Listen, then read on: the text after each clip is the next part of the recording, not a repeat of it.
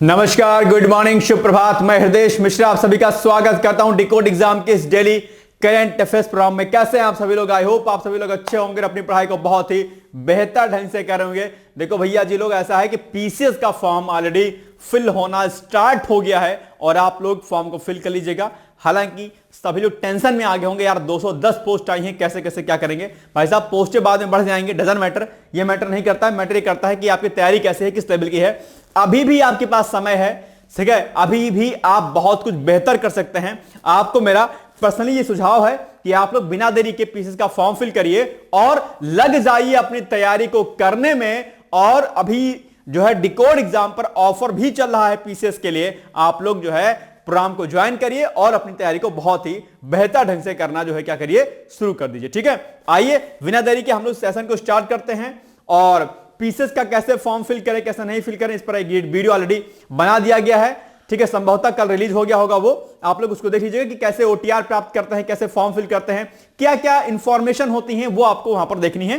तो इस पर एक वीडियो जो है ऑलरेडी बन चुका है, आप लोग उसको देख लीजिएगा। ठीक है, चलिए आइए बिना देरी के आज के हम सेशन को स्टार्ट करते हैं और देखते हैं कि क्या कुछ जो है हमें करना है। ठीक है, चलिए सबसे पहले हम लोग करेंगे रिवीजन।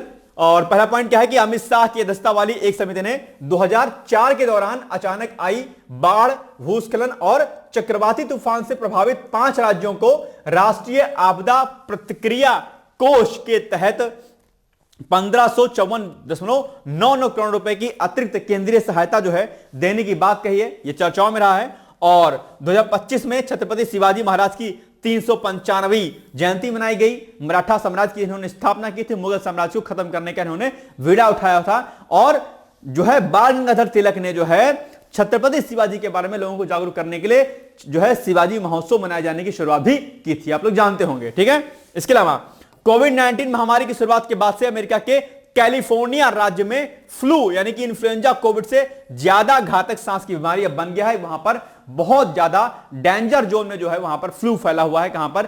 कैलिफोर्निया में। कैलिफोर्निया के जितने भी हॉस्पिटल्स हैं वो सभी के सभी क्या हैं, जो है भरे हुए हैं किससे? इन पेशेंट से, फ्लू वाले। ठीक है, जो कि अपने आप एक बड़ी डिजीज के रूप में सामने आया हुआ है। नेक्स्ट है आईसीसी चैंपियंस ट्रॉफी 2025 का आगाज 19 फरवरी से हो गया है। आप लोग जो है देखते होंगे मैच और जानते भी होंगे पाकिस्तान की मेजबानी में हाइब्रिड मॉडल के आधार पर किया जाएगा। भारत के सभी मैच जो है दुबई में होंगे। ठीक है, इसके अलावा भारतीय विदेश मंत्री एस जयशंकर 20 से 21 फरवरी को दक्षिण अफ्रीका के जोहान्सबर्ग में होने वाली G20 विदेश मंत्रियों की बैठक में उन्होंने भाग लिया। और दक्षिण अफ्रीका ने 1 दिसंबर 2024 से 30 नवंबर 2025 तक के लिए G20 की जो है अध्यक्षता भी की है, यह भी आप लोग जानते होंगे। इसके अलावा यूनाइटेड किंगडम की तरफ से कहा गया है कि जरूरत पड़ने पर वह यूक्रेन में शांति सेना भेजेगा। आप जानते होंगे यूक्रेन के बारे में चर्चाओं में रहा है। यूक्रेन पर भी आप लोग कुछ फैक्ट जो है नोट कर लीजिएगा, कल हमने आपको यूक्रेन के बारे में बताया हुआ था। ठीक है, चलिए मृदा स्वास्थ्य कार्ड योजना, इस योजना की शुरुआत 2015 में राजस्थान के सूरतगढ़ से की गई थी और यह योजना केंद्रीय कृषि एवं किसान कल्याण मंत्रालय की है। अभी जो है यह चर्चाओं में और शायद इसने 10 साल अपने पूरे कर लिए हैं। इसके अलावा हाल ही में ओपेक क्या है? जो तेल उत्पादक देश है उनका एक संगठन है, औपचारिक संगठन है। ठीक है, इसमें जो है क्या हुआ है कि ब्राजील के शामिल होने की घोषणा जो भी की गई हाल ही में दार्जिलिंग चिड़ियाघर में देश का पहला बायो बैंक स्थापित किया गया, यह भी आप जानते होंगे। इसका दूसरा नाम क्या है? Padmaja Naidu Himalayan zoological park भी है, जो कि पश्चिम बंगाल में अवस्थित है। ठीक है, अब कल हमने आपसे प्रश्न पूछा था कि बताओ वित्त विधेयकों के बारे में विशेष उपबंध किस किस, नहीं होगा भैया, केवल किस होगा। किस किस क्या होता है, किस अनुच्छेद में है? तो ये आपका आर्टिकल 117 है। ठीक है, इसको कट कर लीजिएगा। ठीक है, नहीं तो किसका किस किस का किसमिस बन जाइएगा, नहीं तो 117। ठीक है, चलिए आगे। अब आपके सामने पहला टॉपिक है राष्ट्रीय जनजाति आयोग। यह अभी चर्चाओं में है और चर्चाओं में इसलिए है क्योंकि अभी राष्ट्रीय जनजाति आयोग ने अपना 22वां जो है स्थापना दिवस जो है 19 फरवरी को धूमधाम से मनाया।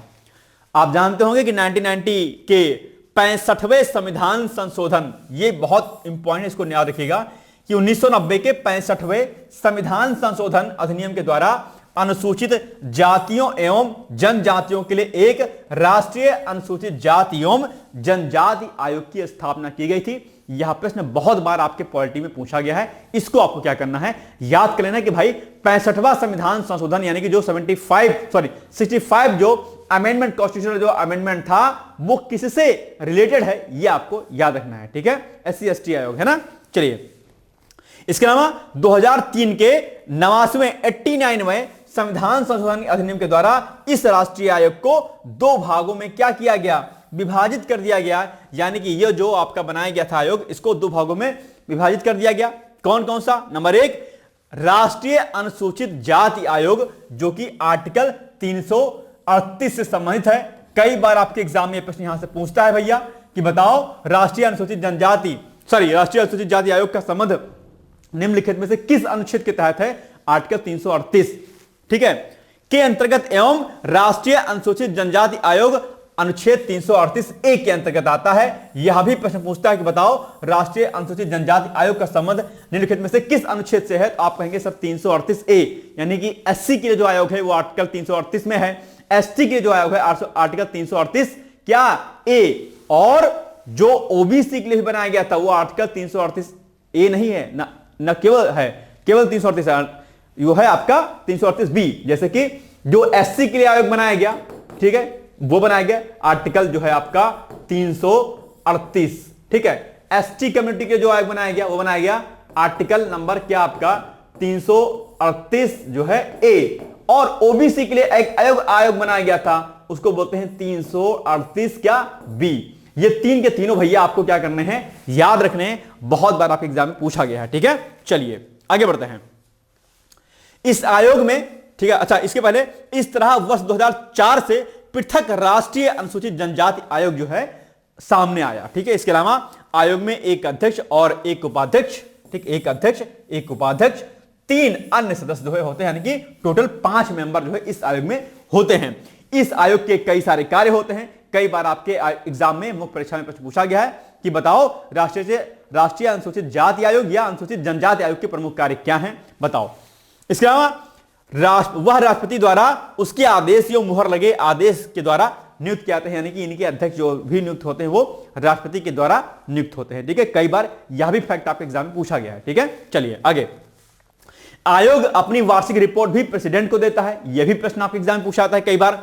तो आपको क्या करना है, इसको भी भैया याद रख लेना है, और राष्ट्रपति द्वारा बनाए गए नियम के तहत 3 साल की अवधि तक के लिए ये अपने पद पर जो है बने रह सकते हैं, ध्यान दीजिएगा। तो ये सारे फैक्ट आपके एग्जाम के लिए बहुत ही महत्वपूर्ण हैं, इनको आपको इग्नोर बिल्कुल भी नहीं करना है। चलिए अब बताइए आप लोग प्रश्न कि निम्नलिखित कथनों में कौन सा ऐसे कथन सही है। नंबर 1, राष्ट्रीय जनजाति आयोग ने अपना 22वां स्थापना दिवस अभी हाल ही में 19 फरवरी को धूमधाम से मनाया, बिल्कुल सही बात है। दूसरा, राष्ट्रीय अनुसूचित जाति आयोग अनुच्छेद 338 के अंतर्गत एवं राष्ट्रीय अनुसूचित जनजाति आयोग अनुच्छेद 338A के अंतर्गत जो है नामक 2 नए आयोग कार्यरत हैं, बिल्कुल सही बात है। तो दोनों ही कथन सही हैं, यानी कि 1 और 2 दोनों क्या हो जाएंगे आपके राइट, यानी कि सी इज द राइट आंसर। कोई दिक्कत यहां पे? चलिए आगे। मिजोरम और अरुणाचल प्रदेश का भी हाल ही में क्या हुआ है, स्थापना दिवस मनाया गया है। कई बार आपके एग्जाम में स्थापना दिवसों, जो अलग अलग राज्य हैं उनकी स्थापना कब की गई और किस नंबर का राज्य बना, यह भी प्रश्न आपके एग्जाम में पूछा जाता है कि बताओ भाई उत्तराखंड अगर राज्य बना 2000 में तो कौन से नंबर का राज्य बना, यह भी प्रश्न आपके एग्जाम में पूछा जाता है। और बाकी उस राज्य के बारे में, वहां के राज्यपाल, वहां के मुख्यमंत्री, वहां की फेमस चीजें, वहां की सीमाएं किन किन जगहों से लगती हैं, ये सभी प्रश्न आपके एग्जाम में पूछे जाते हैं अक्सर, तो वो भी आपको याद रखने होते हैं। ठीक है, तो मिजोरम और अरुणाचल प्रदेश का 20 फरवरी गुरुवार को स्थापना दिवस जो है यानी कि अभी मनाया जा चुका ऑलरेडी 20 फरवरी को। ठीक है, दोनों का, मिजोरम का भी और अरुणाचल प्रदेश दोनों का 20 फरवरी को। दोनों राज्यों का गठन जो है 20 फरवरी 1987 यानी 20 फरवरी 1987 को मिजोरम और अरुणाचल प्रदेश दोनों का जो है स्थापना हुई थी। इसी के साथ यह दोनों भारत के 23वें, यानी कि मिजोरम बना आपका 23वें राज्य के रूप में और अरुणाचल प्रदेश आपका 24वें राज्य के रूप में जो है भारत के नए राज्य के रूप में जो है उनका गठन किया गया था। याद रहेगा पॉइंट ये। आगे अब बात हम लोग थोड़ा सा अगर अरुणाचल प्रदेश की कर लेते हैं, तो अरुणाचल प्रदेश मतलब अरुण का उदय, मतलब सूर्य का उदय जहां पर सबसे पहले होता है, दैट्स कॉल्ड अरुणाचल प्रदेश, आप लोग जानते होंगे। और सन 1972 में अरुणाचल प्रदेश को केंद्र शासित राज्य बनाया गया था। कब यह बनाया गया था? 1972 में, और इसका नाम अरुणाचल प्रदेश किया गया। फिर 20 फरवरी 1987 को यह भारतीय संघ का जो राज्य का जो है 24वां राज्य बन गया। कौन? अरुणाचल प्रदेश। आपका ध्यान रखिएगा। इसके अलावा वर्तमान जो मुख्यमंत्री हैं पेमा खांडू जी हैं, याद रखिएगा। राज्यपाल का नाम भी यहां पर लिखा हुआ है, ठीक है, इसको भी आप लोग क्या करिएगा, याद कर लीजिएगा।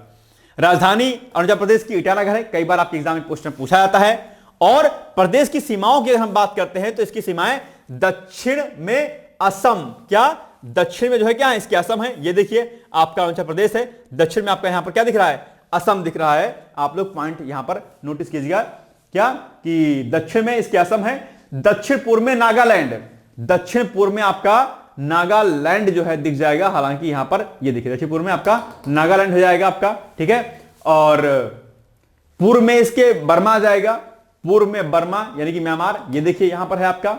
और इसके अलावा पश्चिम में भूटान आ जाएगा, पश्चिम में आप आ जाएगा कहां? देखिए भूटान है आपका पश्चिम में, ठीक है। और जो है उत्तर में तिब्बत से मिलती हैं। उत्तर में अगर आप आएंगे तो यहां पर देखिए आप ये तिब्बत है। मैप में अगर आप उसको मैं जूम करके दिखाऊं तो आप यहां थोड़ा सा आप इसको शायद समझ पाएंगे जूम करके, ठीक है, अच्छे तरीके से। कहां गया भाई मैप ये जूम वाला? चलो अभी आपको दिखाते हैं जूम करके। चलो सिम भाई साहब, ये देखो ये सा दिख रहा है, ये आपका हो गया आपका अरुणाचल प्रदेश का। देखो उत्तर में इधर चीन हो गया आपका, फिर इधर देखो इधर तिब्बत हो गया, चीन तिब्बत हो गया इधर है ना साइड में उत्तर में आपका। ये देखिए फिर नागालैंड हो गया आपका, ठीक है, ये असम हो गया, इधर आपका म्यांमार हो गया, ठीक है, ये दिख रहा है ना आपका। तो ये आप मैप में क्या करिएगा, अच्छे से इसको रेडी कर लीजिएगा। ये देखिए बाकी इधर क्या आपका भूटान भी है, ठीक है। चलिए अरुणाचल प्रदेश चीन के तिब्बत स्वायत्त क्षेत्र के साथ जो है 1129 किलोमीटर की सीमा साझा करता है। कौन सा देश ये, कौन सा राज्य? अरुणाचल प्रदेश आपका, ठीक है, चीन में तिब्बत के साथ, ठीक है, मतलब चीन के तिब्बत के साथ। राज्य का एक बड़ा हिस्सा दक्षिण तिब्बत के क्षेत्र के हिस्से के रूप में पीपुल्स रिपब्लिक ऑफ चाइना और चीन गणराज्य ताइवान दोनों द्वारा दावा किया जा रहा है। ये एक बड़ा जो है चक्कर रहा है कि भैया दो दक्षिण तिब्बत का जो क्षेत्र है इसमें दावा दरअसल चीन का किया जा रहा है और इस पर डिस्प्यूट है, चीजें हैं और इस पर वाद विवाद अक्सर चलता रहता है, ठीक है। चलिए आगे मिजोरम के बारे में अगर हम बात करते हैं, मिजोरम में काफी जो है हिंसा हुई थी। कई बार आप लोग जानते होंगे जब देश आजाद हुआ तो मिजोरम में अलग स्टेट की मांग होने लगी, मतलब अलग जो है नेशन की मांग हुई, भैया हम अलग राष्ट्र बनेंगे। बाद में फिर कार्रवाई की गई, फिर उसके बाद जो है एक अलग स्टेट बनाया गया, लेकिन उस समय जो है बहुत ज्यादा इसमें जो है दिक्कतें हो रही थी यहां पर, ठीक है। अलग जो है देश बनाने की बात कही जाती है, उस समय चीन का युद्ध भी चल रहा था बीच में, सरकार ने इस पर विशेष ध्यान नहीं दिया, बहुत ज्यादा खून खराबा भी हुआ। सरकार ने बाद में फिर इस पर ध्यान दिया, फिर बाद में इसको जो है अलग जो है राज्य का गठन किया गया, ठीक है। तो एक बड़ी लंबी कहानी मिजोरम के बारे में आप लोग पढ़िएगा कि किस तरीके से पाकिस्तान कैसे बहुत सहयोग रहा मिजोरम को उसमें बढ़ाने में। यहां पर गोला बारूद और टेररिज्म एक्टिविटीज बहुत ज्यादा हावी हो गई थी मिजोरम में उस समय, और बाद में सरकार ने इस पर जो है काम किया और फिर चीजें अच्छी हो गई थी, ठीक है। राजधानी इसकी आइजोल है भाई साहब, पहली बात तो यह आपको ध्यान रखना है। और 21 जनवरी 1972 को पहले मिजोरम केंद्र शासित राज्य बना पहले, ठीक है। फिर उसके बाद में उसको बनाया गया था स्टेट। फिर उसके बाद 1976 में मिजो नेशनल फ्रंट के साथ हुई संधि के मुताबिक 20 फरवरी 1987 को मिजोरम को भारत के 23वें राज्य का दर्जा जो है प्राप्त हो गया था। मिजो नेशनल फ्रंट जो है आप जानते होंगे, यही सब वहां पर कांड कर रहा था, आप जानते होंगे। और मिजोरम उत्तर पूर्व भारत में एक स्थलरुद्ध जो है राज्य है, जिसका दक्षिणी भाग म्यांमार और बांग्लादेश के साथ जो है, दक्षिणी भाग जो है म्यांमार और बांग्लादेश के साथ में, देखो यहां पर म्यांमार है और यहां पर क्या है आपका बांग्लादेश है, इनके साथ में जो है सीमा साझा करता है। कौन? आपका मिजोरम आपका सीमा साझा करता है। ये आप यहां पर जो है देख पा रहे होंगे, और ये इसकी राजधानी जो है आइजोल है यहां पर मिजोरम की, ठीक है। चलिए 722 किलोमीटर ये जो सीमा आप यहां से देख पा रहे होंगे, ये 722 किलोमीटर की लंबी जो है सीमा है आपकी, जो है बांग्लादेश और म्यांमार बर्मा के बीच में, ठीक है। तो ये एक लंबी सीमा रेखा है और इस पर दिक्कतें होती रहती हैं कई बार, ठीक है। तो अंतरराष्ट्रीय सीमा है अपने आप में, ठीक है, यह भी ध्यान रखिएगा। और उत्तरी भाग मणिपुर, अगर उत्तरी भाग में जाएंगे आप यहां पर देख पा रहे होंगे मणिपुर, यहां पर बगल में आपका असम भी है, ठीक है, असम। तो देखो ये लिखा है यहां पर, क्या लिखा है कि उत्तरी भाग मणिपुर, असम और त्रिपुरा। त्रिपुरा भी तो है, ये देखो त्रिपुरा भी है आपको यहां पर, ठीक है, के साथ घरेलू सीमा, यानी कि 3 स्टेट के साथ मिजोरम जो है, मणिपुर, असम, त्रिपुरा के साथ में 3 जो घरेलू आपके स्टेट है इनके साथ सीमा साझा करता है, ये देखिएगा आपको यहां से पूरी, और बांग्लादेश और म्यांमार के साथ जो है लगभग 700 समथिंग जो है सीमा साझा करता है। कौन? मिजोरम। जूम करके मैं अगर आपको दिखा दूं तो आप यहां पर थोड़ा सा समझ पाएंगे भाई कैसे कैसे क्या क्या सीन है यहां पर। ठीक है, चलो ये देखो मैं आपको जूम करके दिखाता हूं बड़ा सा मैप में। दिख रहा है आपको सब कुछ? अब दिख रहा होगा आई थिंक संभवतः, है ना? चलो दिख रहा है ना भाई? दिख रहा होगा अब तो। अब नहीं कह सकते आपके सर अब नहीं दिख रहा है मुझे। ठीक है, ये देखो ये देखो ये देखो 3 स्टेट आपके, मणिपुर, असम, त्रिपुरा हो गए, 3 स्टेट हो गए आपके, है ना? और अगर आप इधर नीचे आएंगे तो यहां पर देखिए ये म्यांमार यानी कि बर्मा, और यहां पर देखेंगे बांग्लादेश के साथ में ये पूरी पूरी सीमा जो है यहां पर पूरी क्या कर रहा है, ये जो है साझा कर रहा है। आप यहां पर अगर देखेंगे तो ठीक है ना, ये हो गया। तो इस तरीके से, और यहां पर इसकी राजधानी जो है आइजोल है। तो आप मैप में चीजों को जरूर देखने का प्रयास कीजिएगा। ठीक है, चलिए आगे बढ़ते हैं हम लोग। अब आप बताओ निम्नलिखित युग्मों में से कौन सा एक युग्म सही समय नहीं है? यह राज्य दिए गए हैं, उनका स्थापना वर्ष दिया गया है। मिजोरम 1987 में, ठीक बात है, बिल्कुल सही बात है। और उत्तराखंड के बारे में 1995 लिखा हुआ है भाई साहब, तो नहीं। अच्छा मिजोरम 1987 है ना, एक बार जरा कंफर्म कर लो भाई साहब। बिल्कुल ठीक है 1987 में। लेकिन ये जो उत्तराखंड लिखा है भाई साहब, उत्तराखंड 1995 में नहीं राज्य स्थापना हुई थी इसकी, 2000 सन 2000 में इसकी स्थापना होती है ना। यही बस यही स्टेटमेंट आपका रॉन्ग है भाई साहब बस। उत्तर प्रदेश 1950 में, ठीक है, 24 जनवरी इसका स्थापना दिवस मनाया जाता है, उत्तर प्रदेश दिवस मनाया जाता है, आप जानते होंगे। और छत्तीसगढ़ भी 2000 में जो है नया राज्य बना था, तो ये भी सही है। ये वाला स्टेटमेंट बी वाला जो है आपका रॉन्ग है आपका। ठीक है, तो क्या पूछा है, कौन सा सही सुमेलित नहीं है, यानी कि रॉन्ग कौन सा है? तो सी इज द राइट आंसर, यानी कि सी क्या है, रॉन्ग है आपका। सॉरी बी आपका क्या है, बी है क्या आपका, रॉन्ग है। उत्तराखंड जो है 1995 में नहीं बल्कि 2000 में नया राज्य बना था। उत्तराखंड को पहले हम लोग उत्तरांचल बोलते थे, है ना, ध्यान रखिएगा। मेरे फादर की पहली पोस्टिंग जो है वहीं पर हुई थी। कहां पर? उत्तराखंड के टिहरी में। टिहरी गढ़वाल, टिहरी 2 हैं, एक पुराना टिहरी एक नया टिहरी। नया टिहरी जो बसाया गया बाद में, पुराना टिहरी जहां पर डैम बना हुआ है ना, बिजली वाला, वहां पर। चलिए अब आपके सामने प्रश्न है कि सरस आजीविका मेला 2025, ये भी जो है टॉपिक है आपके सामने। और सरस आजीविका मेला 2025 का आयोजन 21 फरवरी से 10 मार्च के मध्य में दरअसल किया गया। मैंने किया गया है लिख दिया, क्योंकि आप बाद में हो सकता है करंट पढ़ाएं, तो मैंने किया गया लिख दिया। ठीक है, अभी किया जाएगा 21 फरवरी से 10 मार्च तक। ठीक है, ध्यान रखिएगा, डेट याद रखिएगा। यह मेला विशेष रूप से क्या है, परंपरा, कला, संस्कृति और रोजगार को बढ़ावा देने के लिए आयोजित किया जाता है, ध्यान रखिएगा। और इस मेले का आयोजन नोएडा के सेक्टर 33 स्थित शिल्प हॉट में किया गया है। नोएडा आप लोग शायद जाते होंगे, अगर हो सकता है आप में से कई लोग दिल्ली में हो। हाँ, पीसीएस वाले बैच में तो कई लोग दिल्ली से हैं, नोएडा से मुख्य जगह में भेज जाते हैं। तो वहां पे अगर 33 सेक्टर में आप जाएंगे तो वहां पर आपको मिल जाएगा ये। ठीक है, इस मेले का आयोजन नोएडा के सेक्टर 33 स्थित शिल्प हॉट में किया गया था। इस मेले की मुख्य थीम लखपति दीदी की निर्यात क्षमता का विकास रखी गई है। नोएडा आप लोग जाते होंगे, मेट्रो से जाते होंगे, बड़ा मजा आता होगा नहीं? नोएडा में एक बड़ी कंपनी में मैं जॉब करता था, एक बड़ी एजुकेशनल कंपनी है, नाम नहीं लूंगा मैं यहाँ पे। ठीक है, वहां पे मैं जॉब करता था, बड़ा दूर पड़ता था मुझे, दिल्ली विश्वविद्यालय मेट्रो से जाना पड़ता था भाई साहब सुबह सुबह, और रात में मतलब 7:30 बजे निकलता था, 7:15 बजे, और आता था रात में 10:30 बजे। बताओ, सैलरी ठीक ठाक थी, बढ़िया पैसा मिल रहा था, लेकिन मैंने छोड़ दिया। एक बड़ी कंपनी है, यूनिकॉर्न कंपनी है, ठीक है, एजुकेशन की ही है, तो उसमें था, फिर मैंने इसको ड्रॉप आउट कर दिया। मैंने कहा पैसा से ज्यादा जरूरी है अपनी पढ़ाई, और जहां पर आपको लगे कि यार यहां पे इंटरेस्ट है। वो नॉन टीचिंग पोस्ट थी बेसिकली, वो टीचिंग वाली नहीं थी। ठीक है, बट पैसा अच्छा था।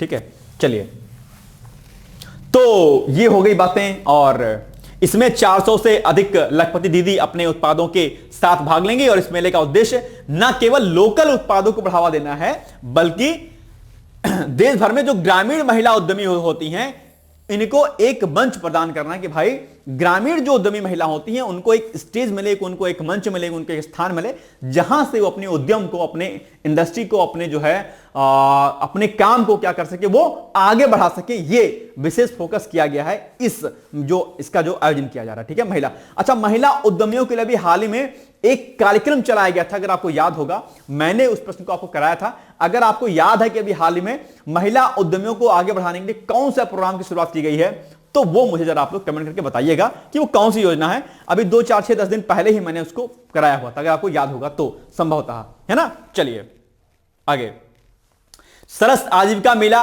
2025 का आयोजन किया गया। कब से कब तक? 21 से लेकर के 10 मार्च तक, या 20 फरवरी से 28 मार्च तक, या 14 से 16 फरवरी, या फिर इनमें से कोई नहीं। अभी जस्ट हमने आपको बताया है कि लास्ट फरवरी से, यानी कि 21 फरवरी से 10 मार्च के मध्य में। ठीक है, तो ए इज द राइट आंसर। ठीक है ना। चलिए, श्रम और रोजगार मंत्रालय की जॉब रिक्रूटमेंट प्लेटफॉर्म अपना के साथ में अभी हाल ही में साझेदारी हुई है। किसकी साझेदारी हुई है? श्रम एवं रोजगार मंत्रालय की जॉब रिक्रूटमेंट प्लेटफॉर्म जो है एक है, ये एक प्लेटफॉर्म है जहां पर सरकारी नौकरियों के बारे में जानकारी मिलती है हमें बहुत सारी। इनके साथ में दरअसल किन्होंने श्रम एवं रोजगार मंत्रालय ने जो है साइन किया, हस्ताक्षर किया, समझौता किया कि भैया जॉब को लेकर के आप अपने प्लेटफॉर्म पर चीजों को इंफॉर्मेशन दे वहां पर। ठीक है, तो नौकरी चाहने वाले युवाओं के लिए रोजगार की संभावनाओं को बढ़ाने की दिशा में एक महत्वपूर्ण कदम उठाते हुए श्रम और रोजगार मंत्रालय ने जॉब रिक्रूटमेंट प्लेटफॉर्म अपना, इसका नाम है अपना, के साथ में जो है साझेदारी की है। ध्यान रखिएगा। और अपना यानी कि ये जो जॉब रिक्रूटमेंट प्लेटफॉर्म है और श्रम मंत्रालय के बीच हस्ताक्षरित यानी कि साइन किया गया जो समझौता है, समझौता ज्ञापन है, एमयू है, से नेशनल कैरियर सर्विस पोर्टल पर सालाना 10 लाख से अधिक नौकरियों के अवसर होने की जो है उम्मीद जो है इससे जताई गई है। ठीक है, आगे इस समझौता ज्ञापन का उद्देश्य क्या है? नेशनल कैरियर सर्विस पोर्टल एक पोर्टल है, यहां पर जो है नौकरी चाहने वालों को मेट्रो और गैर मेट्रो शहरों में रोजगार विकल्प जो है प्राप्त करने में मदद जो है करना है। अपना यानी कि जो आपका ये जॉब रिक्रूटमेंट पोर्टल है अपना, NCS पोर्टल पर, यानी कि जो आपका ये नेशनल कैरियर सर्विस पोर्टल है पर नौकरी लिस्टिंग पोस्ट करेगा जो नियोक्ताओं को औपचारिक और अनौपचारिक क्षेत्रों में उम्मीदवारों से जोड़ेगा। जुलाई 2015 में लॉन्च किया गया नेशनल कैरियर सर्विस पोर्टल। अब पूछ लेगा बताओ नेशनल कैरियर सर्विस पोर्टल कब लॉन्च किया गया था? तो आप कहेंगे सर 2015 में। तो यहां पर नौकरी चाहने वालों और नियोक्ताओं के बीच एक पुल के रूप में जो है कार्य करता है। जैसे लिंक्डइन आप चलाते होंगे ना, वैसे ठीक कुछ इस प्रकार से यह भी है। ठीक है, चलिए आगे। बाकी यहां पर डेटा लिखा हुआ कि कितने लोगों ने क्या क्या पंजीकरण करा है, उसके बारे में यहां पर डिटेल्स जो है इंफॉर्मेशन दी गई है।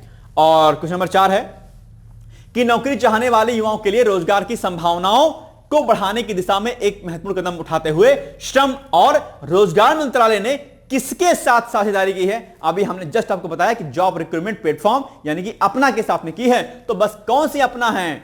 अपना भैया ये हैं, ये यानी कि B is the right answer. अपने तो अपने होते हैं नहीं। चलिए आगे।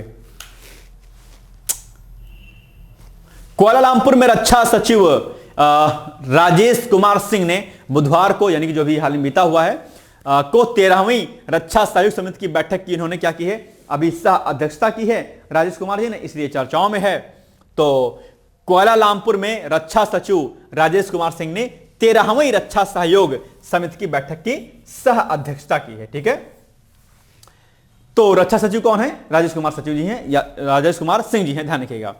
मलेशिया की ओर से रक्षा मंत्रालय के महासचिव कौन? लोकमान हकीम बिन अली ने बैठक की सह अध्यक्षता की है। इनकी तरफ से ये थे, हमारी तरफ से ये थे।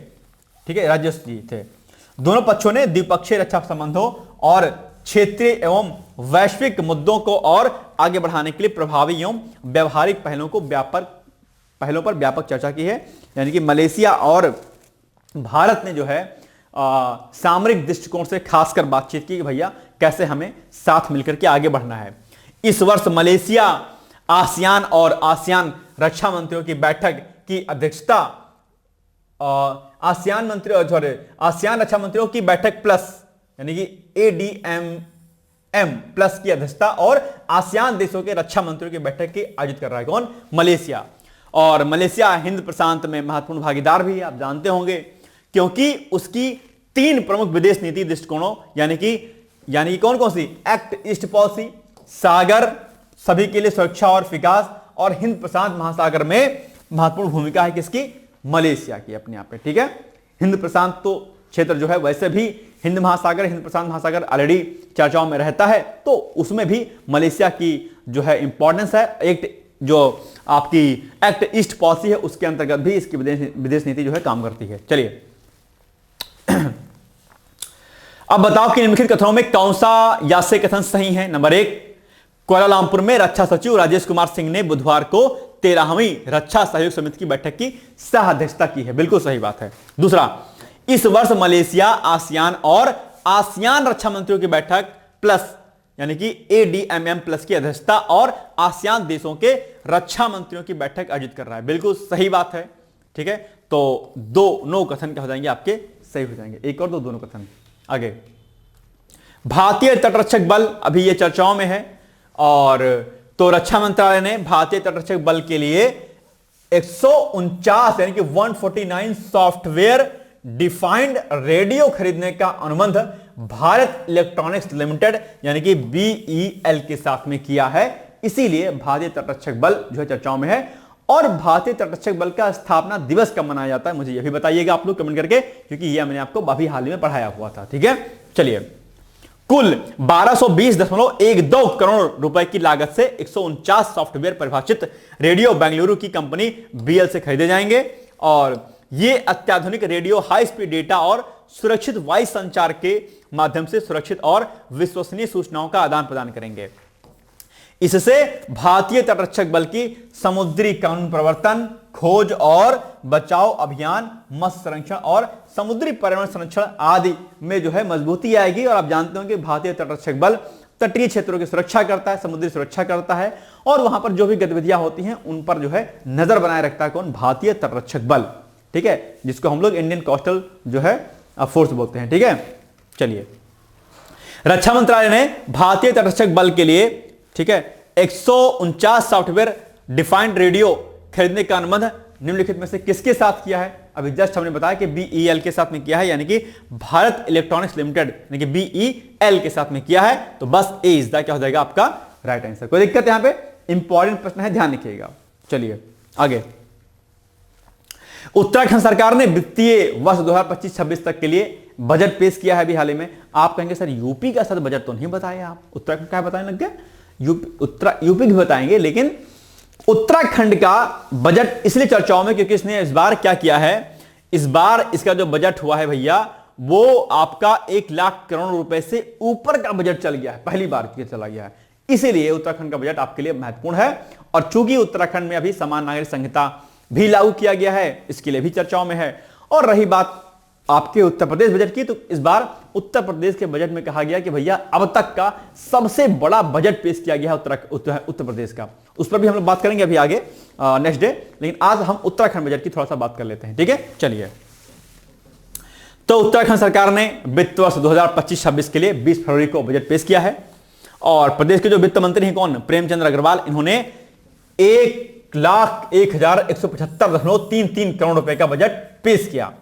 बजट में कुल प्राप्तियां, यह डेटा आपके सामने लिखा हुआ है, करोड़ रुपए होने का अनुमान है, जिसमें जो राजस्व प्राप्तियां हैं वो 62,540.5 करोड़ रुपए और पूंजीगत जो प्राप्तियां हैं वो 38,494.21 करोड़ रुपए शामिल हैं। उत्तराखंड राज्य का बजट पहली बार 1 लाख करोड़ रुपए को क्रॉस कर गया, इसीलिए चर्चाओं में है।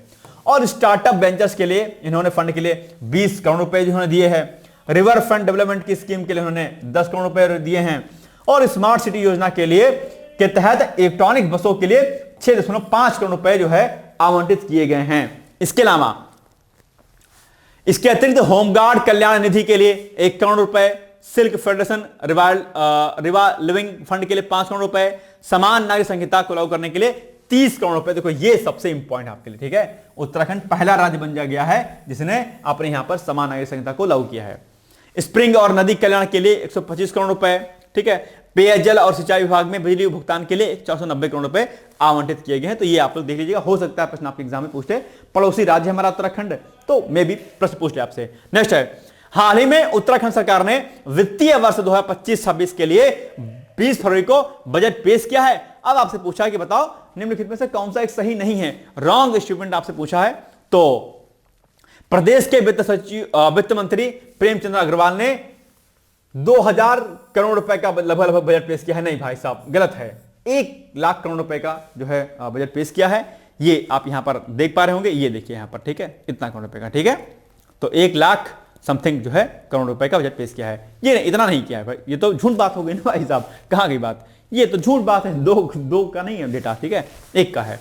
और बाकी समान नागरिक संहिता को लागू करने के लिए सरकार 30 करोड़ रुपए का बजट भी दिया गया। तो ये पॉइंट सही है, ये वाला पॉइंट आपका नहीं सही है, तो एक क्या हो जाएगा आपका सही उत्तर हो जाएगा, यानी कि केवल एक गलत है आपका, रॉन्ग है ना। ठीक है, चलिए आगे। 20 फरवरी से 31 मार्च तक एक विशेष जांच अभियान अभी शुरू किया गया है। आप जानते होंगे कि आजकल जो है युवाओं में डायबिटीज, कैंसर और बहुत प्रकार की डिजीज जो है चर्चाओं में रही हैं। तो सरकार ने भी हाल ही में निर्णय लिया है कि इस अभियान के तहत 30 वर्ष और उससे अधिक उम्र के सभी वयस्कों की मुफ्त जांच की जाएगी, ताकि बीमारियों का समय समय पर पता लग सके और सही इलाज किया जा सके। इस विशेष अभियान का उद्देश्य डायबिटीज, हाई ब्लड प्रेशर, 3 प्रमुख प्रकार के कैंसर जैसे कि ओरल यानी कि मुंह का कैंसर, स्तन कैंसर यानी कि ब्रेस्ट का कैंसर, सर्वाइकल कैंसर की समय समय पर रहते पहचान की जा सके। तो ये आजकल युवाओं में बहुत हो रहा है, तो स्वास्थ्य मंत्रालय की पहल है। और ध्यान रखिएगा, आपके लिए बहुत इंपॉर्टेंट है, ठीक है। ये 20 फरवरी से लेकर के 31 मार्च तक जो है ये अभियान चलेगा, लगभग 1.5 महीने का समय है। आप लोग चाहें तो अपनी जांच करा सकते हैं। 30 से ऊपर के जो लोग हैं उनमें ये समस्याएं, डायबिटीज, शुगर, मतलब ये जो भी होती हैं ये बहुत होती हैं, कैंसर, 3 प्रकार के कैंसर, ठीक है। तो इनकी जांच के लिए मुफ्त जो है आपका जांच की जाएगी। और इसका सबसे बड़ा जो प्रमुख कारण है वो टेंशन है। सबसे बड़ा तो कारण ये टेंशन है सबसे बड़ा कारण। टेंशन के अलावा जो है, जो आप खान पीन करते हैं, जो पिज्जा बर्गर खाते हैं ना रेस्टोरेंट में, जो अनर्गल चीजें खाते हैं, ये सबसे बड़ा जो है रीजन है किसका, कैंसर और अलग अलग प्रकार की बीमारियों का। तो आप लोग खान पीन पर विशेष ध्यान दीजिए, सुबह उठिए और प्राणायाम कीजिए। प्राणायाम आप जानते होंगे कि यम, नियम, आसन, धारणा, ध्यान, समाधि पर आधारित है। और योग, अच्छा कुछ लोग योग को योगा बोलते हैं। अरे भाई साहब, योगा नहीं ना होता है, योग होता है। पढ़े लिखे लोग जिनकी इंग्लिश फर्राटेदार है वो कहते हैं what you know like yoga. भाई साहब, योगा नहीं होता है, वो फॉरेन कंट्रीज वाले बोलते हैं, उनके लैंग्वेज ऐसा है योगा बोलने की, ठीक है। योगा स्पेलिंग बाद में ए आती है, लेकिन प्रोनाउंसिएशन जो करेंगे हम लोग योग करेंगे, योगा नहीं करेंगे। अच्छा, योगा मतलब क्या होता है? योगा का कोई संधि विच्छेद जरा मुझे करके बता दे कि इसका मतलब क्या होता है, मैं मान जाऊंगा। योगा इज रॉन्ग वर्ड, जब भी इस्तेमाल करेगा योग शब्द इस्तेमाल कीजिएगा। इंग्लिश में लिखा जाता है योगा, बोला योग जाता है। जैसे कि भरता, भरत की स्पेलिंग अगर आप देखेंगे तो अगर प्रोनाउंसिएशन करेंगे एग्जैक्ट तो भरता लिख के आएगा, लेकिन क्या बोलते हैं, भरत बोलते हैं, है ना। भरत की जो स्पेलिंग होती है क्या होती है पता है, समझ गए मेरी बात। तो ये बात ध्यान रखिएगा, चक्कर में मत रहा करिए। पढ़े लिखे लोग हैं, योग को योग बोलिए, योगा मत बोलिएगा, ठीक है। आज से ध्यान रखिएगा, नहीं तो कोई अच्छा व्यक्ति जो व्याकरण वाला होगा आपका मजाक उड़ाएगा। ठीक जी, का जी पढ़ते हो लिखते हो जी। हम लोग नकलची बहुत, जैसे बंदर नहीं नकल करता है दूसरों की करके, वैसे हम नकलची हो गए हैं। और फॉरेन कंट्रीज की नकल हम बहुत जल्दी करते हैं। अच्छी जो चीजें होंगी हम उसकी नकल नहीं करेंगे, जो खराब चीजें होंगी उनको लगता है जो पश्चिमी कंट्रीज करती हैं वही सही होता है। अरे भाई साहब, देश हमारा बहुत खतरनाक है, ठीक है, मतलब बहुत बेहतर है। हमारी चीजों पर गर्व करिए, ठीक है। योगा पोगा पता नहीं क्या क्या बोलते रहते हो। चलिए, स्वास्थ्य मंत्रालय के अनुसार भारतीय चिकित्सा अनुसंधान परिषद यानी कि ICMR यानी कि Indian council of medical research की रिपोर्ट बताती है कि देश में 66% मौतें गैर संक्रामक बीमारियों के कारण होती है। यानी कि जो गैर संक्रामक जो बीमारी होती है, बिना जो संक्रमण के फैलती हैं उनसे हो जाती हैं। तो ये अपने आप में बड़ा डेटा है भाई साहब, ठीक है। होना तो चाहिए था कि संक्रामक बीमारी से मौतें ज्यादा हो, लेकिन नहीं, गैर संक्रामक बीमारी से ज्यादा मौतें होती हैं। ये अपने आप में डेटा जो है खतरनाक डेटा है भाई साहब, ठीक है। चलिए, बाकी आप देखते होंगे हृदय रोग, हार्ट के डिजीज, डायबिटीज, कैंसर, रिस्पिरेटरी जो प्रॉब्लम्स होती हैं वो बहुत हो रही हैं आजकल, पॉल्यूशन, ये वो। जब भी आप बाहर निकलिए तो मास्क वगैरह लगा के तब जाया करिए, ठीक है। चलिए आगे, अब बताओ निम्नलिखित कथनों में कौन सा एक कथन सही है। नंबर 1 जो है, इसमें ये प्रोग्राम चलाया जा रहा है हाई ब्लड प्रेशर के लिए, डायबिटीज के लिए, ठीक है। कब से कब तक, 20 से लेकर के 31 मार्च तक चलाया जा रहा है। और यह ICMR की रिपोर्ट है, वो कहती है कि भैया देश में 66% जो मौतें होती हैं वो गैर संक्रामक बीमारियों के कारण होती हैं। बिल्कुल सही बात है, दोनों ही कथन आपके लिए सही हैं, पढ़ लीजिएगा अच्छे तरीके से। तो सी इज द राइट आंसर, ठीक है, ये इंपॉर्टेंट है आपके लिए। चलिए आगे, दिल्ली चुनाव भैया बड़ा खतरनाक है। दिल्ली के चुनाव पर सबकी निगाह लगी हुई थी, कौन जीतेगा। एक लंबे समय के बाद वर्तमान केंद्र सरकार जो सत्ताधारी पक्ष के केंद्र में, उसकी सरकार यानी कि बीजेपी गवर्नमेंट की, एनडीए की सरकार जो है, दरअसल वहां पर बीजेपी की सरकार जो है आपकी बनी है, कहां पर जो है आपके दिल्ली में। उसके पहले कौन मुख्यमंत्री थे आप जानते थे, और मुख्यमंत्री वो कैसे बने आप यह भी जानते होंगे, ठीक है। एक बड़ा विश्वास अरविंद केजरीवाल जी ने हासिल किया था, लेकिन कुछ कमियों की वजह से जो है वो कुछ कमियां रही और उसकी वजह से वो हार गए।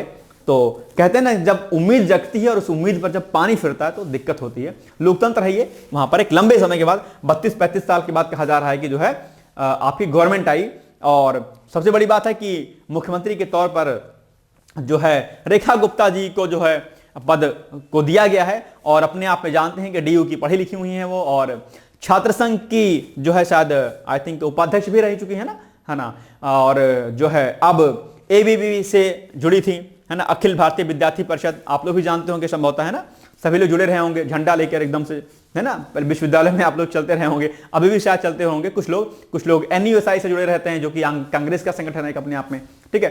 तो और जो है नगर निगम पर बड़े स्तर पर काम किया रेखा गुप्ता ने, और फाइनली जो है उनको जो है चुना गया है मुख्यमंत्री पद के लिए। एक महिला उम्मीदवार है और अपने आप में अच्छी ईमानदार जो है मानी जाती हैं, कट्टर मानी जाती हैं, कई सारे निर्णय लिए हैं। यमुना नदी को जो है साफ करने का जो है निर्णय लिया गया था, उसके पर भी उन्होंने अभी हाल ही में एक्शन लिया हुआ है।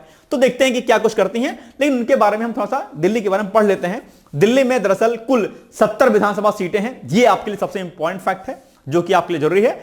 और दिल्ली में जो एनसीआर का एरिया है, राष्ट्रीय राजधानी क्षेत्र का जो एरिया है, वो यूपी के कौन कौन से जिले इसमें शामिल होते हैं, यह भी प्रश्न आपके एग्जाम में अक्सर पूछा जाता है। तो आइए हम 2-4 फैक्ट और किसको कौन कौन सा पद दिया गया है इस पर भी हम लोग चर्चा कर लेते हैं थोड़ा सा, ठीक है। चलिए, अच्छा, यहां पर उपराज्यपाल काम करते हैं, एलजी काम करते हैं, लेफ्टिनेंट गवर्नर, जिनकी तानातानी केजरीवाल जी के साथ खूब रही है, ठीक है। चलिए, खैर, तो रेखा गुप्ता ने शालीमार बाग विधानसभा सीट से आम आदमी पार्टी की जो वंदना कुमारी है उनको 29,000 से अधिक वोटों से के अंतर से हरा दिया है। तो यह भी प्रश्न बन सकता है कि इन्होंने किसको हराया। दूसरा, रेखा गुप्ता को दिल्ली का मुख्यमंत्री चुना गया, और इनको जो उपराज्यपाल हैं एलजी हैं कौन, वीके सक्सेना जी ने इन्होंने दिल्ली के रामलीला मैदान में इनको शपथ दिलाई है। और दिल्ली सरकार की पहली कैबिनेट बैठक में आयुष्मान योजना को शामिल किया गया। यह एक बड़ी बात है, दिल्ली सरकार में आयुष्मान योजना नहीं शामिल की गई थी। पश्चिम बंगाल भी शायद वहां पर भी आयुष्मान कार्ड जो बनता है वो नहीं शामिल किया गया। ये गलत बात है। केंद्र सरकार की जो भी अच्छी योजनाएं होती हैं राज्य सरकारों को जरूर उसको फॉलो करना चाहिए, ठीक है। वो अपनी स्टेट हेल्थ पॉलिसी बना सकते हैं, ठीक है, कोई दिक्कत नहीं, लेकिन जो सेंट्रल गवर्नमेंट की जो स्कीम होती है अगर वो शिक्षा स्वास्थ्य से संबंधित है तो उनको जरूर फॉलो करना चाहिए। लेकिन दिक्कत क्या होती है, अगर सत्ता पक्ष और मतलब सेंट्रल और स्टेट में अगर सेम गवर्नमेंट नहीं होती तो कई बार स्टेट गवर्नमेंट सोचती है कि यार इनकी योजना हम फॉलो कर लेंगे तो इनका फायदा हो जाएगा। ये गलत बात है। हमें सोशल वेलफेयर करना है, चाहे वो केंद्र की योजना हो चाहे वो स्टेट गवर्नमेंट की योजना हो, हमें दोनों को फॉलो करना चाहिए, ठीक है। इस पर मुझे लगता है राज्य सरकारों को विशेष ध्यान देना चाहिए। खैर, लेकिन वही दिक्कत है ना कि पॉलिटिक्स है सब कुछ। किसको कौन सा मंत्रालय दिया गया भैया, ये आप लोग अच्छे से पढ़ लीजिएगा। ये पीडीएफ बड़ी है मतलब, तो इसको मैं पढ़ नहीं रहा हूं। किसको कौन कौन सा मंत्रालय दिया गया है, कौन कौन सा डिपार्टमेंट दिया गया है, इसको आप लोग अच्छे से पढ़ लीजिएगा रूम पर बढ़िया तरीके से पीडीएफ में, ठीक है। पीडीएफ डिकोड एग्जाम के टेलीग्राम ग्रुप में दी जाती है आपको। चलिए, रेखा गुप्ता ने अपने पास कई सारे जो है विभाग लिए हैं, जैसे कि उसमें आपका वित्त हो गया, योजना हो गया, सामान्य प्रशासन विभाग हो गया, ठीक है, महिला एवं बाल विकास हो गया, सेवाएं हो गई, राजस्व हो गया, भूमि एवं भवन, सूचना एवं जनसंपर्क हो गया, विजिलेंस और प्रशासनिक सुधार विभाग भी अपने पास इन्होंने रखे हैं। साथ ही वह उन विभागों की भी जिम्मेदारी संभालेंगे जिन विभागों को किसी और को नहीं दिया गया है। दिल्ली में विधानसभा की 70 सीटें हैं जो कि आपके लिए हो जाती हैं महत्वपूर्ण। और एनसीआर के तहत आने वाले क्षेत्र में उत्तर प्रदेश के कौन कौन से हैं, मेरठ है, आपका गाजियाबाद है, गौतम बुद्ध नगर यानी कि नोएडा है, ग्रेटर नोएडा है, बुलंदशहर है, बागपत है, हापुड़ है और मुजफ्फरनगर शामिल है। ये फैक्ट आपके दोनों बहुत महत्वपूर्ण है, आपके एग्जाम के लिए जरूरी हो जाते हैं, ठीक है। चलिए, इसके अलावा 69वां संशोधन अधिनियम भी आप जानते होंगे 1992 में। इसमें जो है एक नया अनुच्छेद 239 ए और 239 ए बी जोड़े गए, जिसके अंतर्गत केंद्र शासित प्रदेश दिल्ली को विशेष दर्जा दिया गया। और अनुच्छेद 239 ए के अंतर्गत केंद्र शासित प्रदेश दिल्ली को राष्ट्रीय राजधानी क्षेत्र दिल्ली बनाया गया और इसके प्रशासक को जो है उपराज्यपाल कहा गया। यह भी आप लोग जो है जानते होंगे, ठीक है। तो यह फैक्ट आपके लिए यह भी इंपॉर्टेंट है आपके लिए, ठीक है। चलिए, अब बताओ दिल्ली विधानसभा की कुल कितनी सीटें हैं। अभी हमने जस्ट आपको बताया है, तो दिल्ली विधानसभा की कुल सीटें 70 हैं, यानी कि 70 हैं। और इसमें से बीजेपी के कुल विधायक कितने जीते हैं भैया, जरा मुझे कमेंट करके बताइएगा। 40, 30, 35 कितने, जितने भी हैं मुझे कमेंट करके जरा बताइएगा कि दिल्ली विधानसभा में कितनी सीटें जो है इनके पास आई हैं। चलिए आगे। 98वें अखिल भारतीय मराठी साहित्य सम्मेलन का आयोजन जो है अभी हाल में किया गया है और मराठी भाषा को शास्त्रीय भाषा का दर्जा भी इस बार दिया गया है, आप यह भी जानते होंगे। तो प्रधानमंत्री नरेंद्र मोदी ने 21 फरवरी को विज्ञान भवन नई दिल्ली में दरअसल 98वें अखिल भारतीय मराठी साहित्य सम्मेलन का उद्घाटन किया है। यह सम्मेलन 21 से लेकर के 23 फरवरी तक जो है चला और इसमें पैनल चर्चा, पुस्तक प्रदर्शनियां, सांस्कृतिक कार्यक्रम, कई सारे जो है गतिविधियां शामिल की गई हैं। आप जानते होंगे मराठी को अभी हाल ही में शास्त्रीय भाषा का दर्जा दिया गया है, ठीक है। और किन किन भाषाओं को 2024 में शास्त्रीय भाषा का दर्जा दिया गया है मुझे बताइएगा। मैंने इस प्रश्न को 2 बार आपको कराया हुआ है रिवीजन के रूप में, मुझे कमेंट करके जरूर बताइएगा, ठीक है। चलिए आगे, बाकी यहां पर कुछ और पॉइंट दिए गए हैं कि भैया क्या क्या इसमें चीजें लिखी गई हैं। और राष्ट्रीय राजधानी में 71 वर्ष बाद आयोजित मराठी साहित्य सम्मेलन में पुणे से दिल्ली तक एक प्रतीकात्मक साहित्यिक ट्रेन यात्रा भी इसमें शामिल है, जिसमें 1200 प्रतिभागी होंगे और जो साहित्य की एकीकृत भावना को प्रदर्शन करेंगे, ठीक है। तो ये सारे पॉइंट है आपके लिए। अब बताओ आप लोग कि 98वें अखिल भारतीय मराठी साहित्य सम्मेलन का उद्घाटन किया गया, कब कहां पर किया गया? तो ये किया गया नई दिल्ली में, ठीक है। चलिए अब आपके सामने एक छोटा सा जो है एडवर्टाइजमेंट है कि मुख्य परीक्षा का आंसर राइटिंग प्रोग्राम चल रहा है। आप इससे जुड़ करके अभी इसमें ऑफर चल रहा है, सबसे बड़ी बात है आप लोग इससे जुड़ सकते हैं। और इसमें 2-3 चीजें और है, मैं आपको यहां पर बता दे रहा हूं, ठीक है। कि एक तो आपके सामने चल रहा है आंसर राइटिंग प्रोग्राम, ठीक है। आप इससे भी जो है इसमें पार्टिसिपेट कर सकते हैं, ठीक है। पीसीएस के लिए चल रहा है ये। और इसके लिए एक प्रोग्राम हमारा यूपी पीसीएस का टेस्ट चल रहा है। टेस्ट बहुत अच्छा टेस्ट है, टेस्ट सीरीज जो चल रही है, मॉक टेस्ट हमारा चल रहा है। ये प्रोग्राम बहुत अच्छा है हमारा, प्री के लिए बहुत इंपॉर्टेंट। अगर आपको प्री निकालना है, हमने पूरे सिलेबस को 6 अक्टूबर तक के लिए 24 फरवरी से हमारा बैच लॉन्च हो रहा है, ठीक है। प्री का टेस्ट और सारे टॉपिक हमने इसमें मेंशन कर दिए हैं। लगभग 12,500 प्रश्न जो है आपको इसमें देखने को मिलेंगे। 12,500 प्लस प्रश्न इसमें देखने को मिलेंगे। 5 सीसीआर का टेस्ट रहेगा, 10 फुल लेंथ टेस्ट पीसेस के रहेंगे बाद में। और उसके पहले 6 अक्टूबर तक आपको जितने विषय हैं उसको छोटे छोटे टॉपिक में एकदम पूरा डिवाइड कर दिया गया है। मतलब अगर आप कुछ भी नहीं करेंगे, अगर खाली आप उन टॉपिक्स को रेडी कर लेंगे, टेस्ट दे देंगे, मैं गारंटी के साथ कहता हूं कि आपका प्री नहीं रुकेगा, अगर शेड्यूल के अकॉर्डिंग अगर आप चलेंगे तो। और सबसे बड़ी बात है कि यह शेड्यूल कुछ ऐसा बनाया गया है ताकि आपकी पढ़ाई, अपनी पढ़ाई जो भी आप कर रहे होंगे वो डिस्टर्ब ना होने पाए। तो इस प्रोग्राम से जरूर आप जुड़िएगा। बाकी यूपी पीसीएस फाउंडेशन कोर्स भी चल रहा है, आप चाहें तो उससे भी जो है जुड़ करके अपनी तैयारी को जो है क्या कर सकते हैं, अच्छी तरीके से कर सकते हैं। इन तीनों प्रोग्राम में अभी चल रहा है ऑफर, आप चाहें तो हमसे जो है बात करके एडमिशन ले सकते हैं। उसके लिए कॉन्टैक्ट नंबर 8604409201 पर आप संपर्क कर सकते हैं, या फिर संस्थान का जो नंबर दिया गया आप उस पर भी संपर्क कर सकते हैं, ठीक है। तो ये हो गई न्यूज। अब आप लोग बताइएगा कि दिल्ली में कुल विधानसभा सीटें कितनी हैं। आपके सामने यहां पर जो है फैक्ट दिया गया है, ठीक है। ऑप्शन बताइएगा। बाकी अभी फाउंडेशन कोर्स के बारे में मैं आपको बता रहा था, इसमें आपको लेक्चर्स रिकॉर्डेड मिलेंगे, पीडीएफ फॉर्म में नोट्स मिलेगा बाइलिंगुअल, ठीक है। और डेली टेस्ट आपका प्री का, डेली आंसर राइटिंग प्रैक्टिस आपका, प्री का पीवाई क्विज, मेंस का पीवाई क्विज आपका, प्री का टेस्ट सीरीज, मेंस का टेस्ट सीरीज, ठीक है। ये सब कुछ आपको दिया जाएगा। पर्सनल गाइडेंस, पर्सनल मेंटरशिप आपको, और बहुत सारी चीजें इसमें रहेंगी। सारी डिटेल्स अगर आपको लेनी है तो यहां पर आप संपर्क कर सकते हैं इस नंबर पर। और इंटरव्यू तक जाते हैं तो आपकी सारी की सारी फीस भी हम लोग क्या करेंगे, वापस आप ही कर देंगे, रिफंड कर देंगे। तो ये कुछ चीजें थी जो आपको बतानी थी। ये हो गया हमारा आज का महत्वपूर्ण वीडियो। और अब आपके लिए एक छोटा सा एस्से का टॉपिक है कि लोकतंत्र में चुनाव आयोग की भूमिका। इस पर कई बार कॉन्ट्रडिक्शन होता रहता है, तो ये चर्चाओं में रहता है चुनाव आयोग, इलेक्शन कमीशन। इस पर आप लोग जो है अपना निबंध लिखने का प्रयास जरूर कीजिएगा। ये हो गया हमारा आज का महत्वपूर्ण लेक्चर। मिलेंगे हम लोग कल एक नए सेशन के साथ। पीसीएस का फॉर्म नहीं फिल किया होगा तो फिल कर देना। इस पर हमने ऑलरेडी एक वीडियो बना दिया है कि कैसे कैसे फॉर्म फिल करेंगे, ओटीआर नंबर वगैरह आप लोग इसको देख लीजिएगा, ठीक है। बाकी हम लोग मिलेंगे कल, तब तक आप लोग बढ़ते रहिए, मस्त रहिए, व्यस्त रहिए। All the best and thank you so much, bye bye, take care. दोस्तों, क्या आप पीसीएस अधिकारी बनना चाहते हैं? यदि हाँ, तो डिकोड एग्जाम लेकर आया है यूपी पीसीएस फाउंडेशन कोर्स 2025। यह एक ऑल इन वन कोर्स है जिसमें प्रीलिम्स मेंस दोनों ही परीक्षाओं के लिए वीडियो लेक्चर, एनसीईआरटी और standard books based bilingual notes उपलब्ध कराया जा रहा है। इस कोर्स में प्री और मेंस के सभी प्रीवियस ईयर क्वेश्चंस पेपर भी वीडियो लेक्चर के माध्यम से कोर्स में सम्मिलित होंगे। साथ ही साथ में कोर्स का कंटेंट गुणवत्तापूर्ण होने के साथ ही साथ एग्जाम ओरिएंटेड है, जिससे कोर्स लेने वाले स्टूडेंट्स को कोई भी बाहरी पुस्तक या नोट्स पढ़ने की आवश्यकता न पड़े। इस कोर्स में प्रीलिम्स और मेंस के टेस्ट सीरीज तथा आंसर राइटिंग प्रोग्राम भी शामिल है, जिसके साथ ही साथ टेलीग्राम ग्रुप में रेगुलर टॉपिक वाइज टेस्ट कराए जाएंगे। इसके साथ ही CSET, निबंध तथा सामान्य हिंदी की अतिरिक्त कक्षाएं भी चलाई जाएंगी तथा हमारे कोर्स से परीक्षा में सफल होकर इंटरव्यू देने वाले विद्यार्थियों को इंटरव्यू की भी तैयारी कराई जाएगी और अंतिम परिणाम कुछ भी हो, पूरी फीस उन्हें रिवार्ड के स्वरूप जो है वापस कर दी जाएगी तथा अगले बैच में उन्हें निःशुल्क प्रवेश प्रदान किया जाएगा। उल्लेखनीय है कि डिकोड एग्जाम एक संस्थान के रूप में 5 वर्ष के अपने सफल कार्यकाल में अब तक 55 से अधिक विद्यार्थियों को विभिन्न परीक्षाओं में अंतिम सफलता दिलाने में अपना सफल योगदान दे चुका है। इस कोर्स की फीस 15,000 रुपये निर्धारित की गई है, लेकिन पहले प्रवेश देने वाले 100 विद्यार्थियों को 3,000 रुपये की विशेष छूट दी जा रही है। और अधिक जानकारी के लिए हमारे संस्थान के नंबर 6307495944 पर संपर्क करें।